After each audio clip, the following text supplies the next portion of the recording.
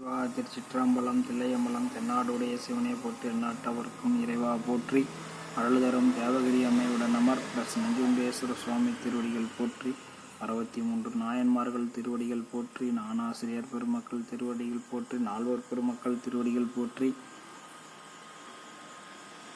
திருமந்திரம் உணர்த்திய சிவன் நெய் என்ற தலைப்பில் 108 நாட்கள் தொடர் சொற்பொழிவாக இன்று 32வது நாட்களாக உங்களிடத்தில் சந்திப்பதில் மகிழ்ச்சியாக இருக்கிறது.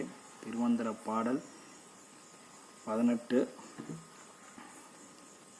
இதுபதி ஏலம் கமல் பொழில் எழும் முதிபதி செய்தவன் மூதறிவாளன் விதிபதி செய்தவன் மெய்தவம் நோக்கி அதுபதியாக அமர்கின்றானே. சுவாமி அவர் திருமூலர் நாயனார் இந்த செயலில் என்ன சொல்கிறாருன்னா, சுவாமி வடதேசைக்கு தலைவனாக இருக்கிறார். நம்ம வடதிசை அங்கே தான் கைலாய மலை இருக்குது இல்லை, வடதேசையில் சுவாமி தலைவனாக இருக்கிறாரு. அப்படிப்பட்ட சுவாமி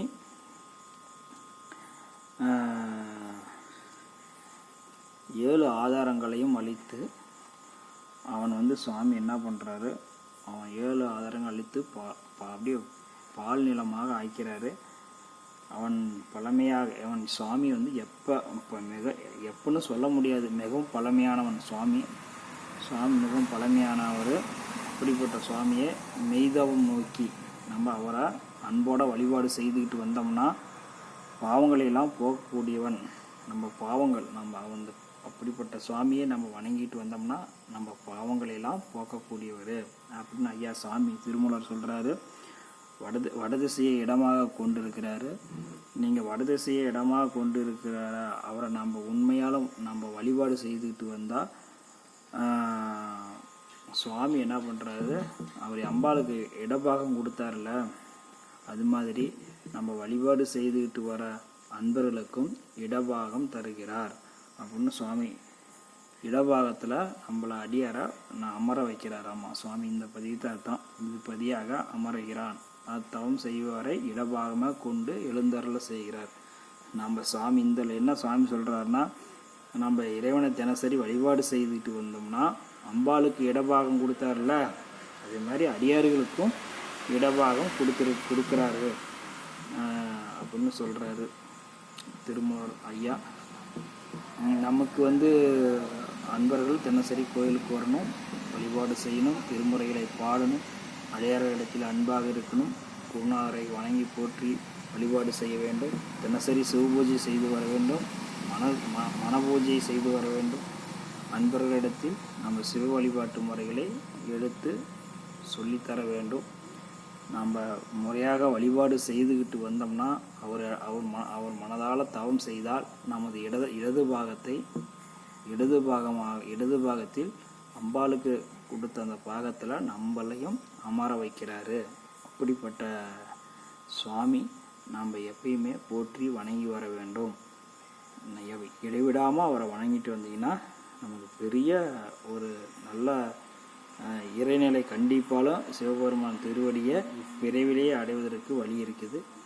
நீங்கள் அதிகமாக மனசை போட்டு குழப்பிட்டு இருக்க வேண்டாம், ஜாலியாக இருங்க. குடும்பத்தில் நல்ல முறையாக எல்லா விஷயங்களும் சந்தோஷமாக வாழ்ந்துட்டு வாங்க. சுவையோடு சாப்பிடுங்க, சாப்பிட்றத குறைக்கக்கூடாது, நல்லா சாப்பிடுங்க. ஆரோக்கியமான பொருட்களை, இயற்கையான பொருட்களை, காய்கறிகளை அதிகம் எடுத்து சாப்பிடுங்க. உடம்பை ஆரோக்கியமாக வச்சுக்கோங்க. ஏன்னா நம்ம திருமூலர் என்ன சொல்கிறாருன்னா, உடம்பு ஆரோக்கியமாக தான் இருக்கணும். உடம்பு ஆரோக்கியமாக இருக்கிற உடம்புக்கு எந்த விதமான பிரச்சனையும் இல்லை. ஆரோக்கியம் அல்லாத உடம்பாக தான் நம்ம உடம்பு இருக்கக்கூடாது. அதற்காக நீங்கள் காய்கறிகள் அதிகமாக சேர்த்திக்காங்க உணவில்.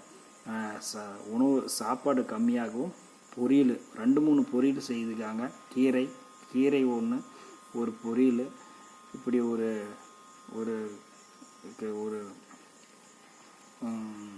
ஒரு சட்னி மாதிரி ஏதாவது செஞ்சு, இப்படி பல வகையான உணவுகளை நீங்கள் செய்து நீங்கள் உணவை சாப்பிடும்போது உடல் ஆரோக்கியமாக இருக்கும். நாம் தினசரி திருக்கோயிலுக்கு வர முடியும். நம் சிவ வழிபாட்டு பயிற்சி முறைகள் நீண்ட நாட்கள் செய்ய வேண்டிய காலகட்டங்கள் இருக்கிறது.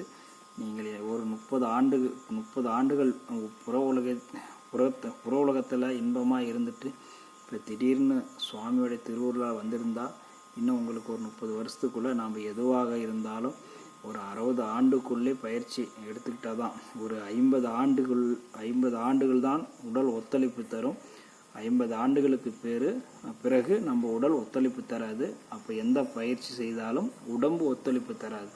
அதனால் இந்த இளமை காலங்களிலே சிவ வழிபாட்டில் நம்ம பயிற்சியில் இருக்கணும். எதுவுமே நீங்கள் ஒரு கஷ்டப்பட்டு நீங்கள் எதையும் செய்ய வேண்டியதில்லை. இது எல்லாம் ஒரு ஈஸியான முறை தான். இதை ஒரு கோயில் வழிபாடு என்பது நீங்கள் ஏதோ ஒரு பெருசாக ஏதோ பண்ணணும் அப்படின்னு நினைக்க வேண்டாம். எப்பயும் போல் திருக்கோயிலுக்கு வந்துக்கிட்டு அப்படியே அமைதியாக இருங்க. உங்கள் பாட்டுக்கு வாங்க. உங்களுக்கு அப்பப்போ சிவ ரகசியங்களெல்லாம் திருமூலர் என்ன சொல்லியிருக்கிறாரு, அங்கே ஏதாவது ஒரு சின்ன பாயிண்ட் கிடைச்சா கூட நான் அடியனும் பல புத்தகத்தில் படிச்சுக்கிட்டு அதில் ஏதாவது தகவல் கிடைக்குமான்னு உங்களுக்கு எந்த விதத்துலேயும் நல்ல தகவல் கிடைச்சிச்சின்னா உடனே சொல்லிடுறேன். அதை நீங்கள் பயிற்சி பண்ணிட்டு வாங்க. வருங்காலத்தில் நம்ம சிவபெருமான் திருவடியில் போய் சேரணும். நம்ம எடப்பாடி மக்கள், இந்த உலக மக்கள் எல்லாமே, பயிற்சி எடுக்கிற மக்கள் அனைவருமே இறைவன் திருவடிக்கு போய் சேரணுங்கிறது தான் சுவாமியோடைய திருவருள் கருணை. நீங்கள் எல்லாரும் வாங்க. திருச்சிற்றம்பலம். மீண்டும் அடுத்த வகுப்பில் சந்திப்போம். சிவா திருச்சிற்றம்பலம்.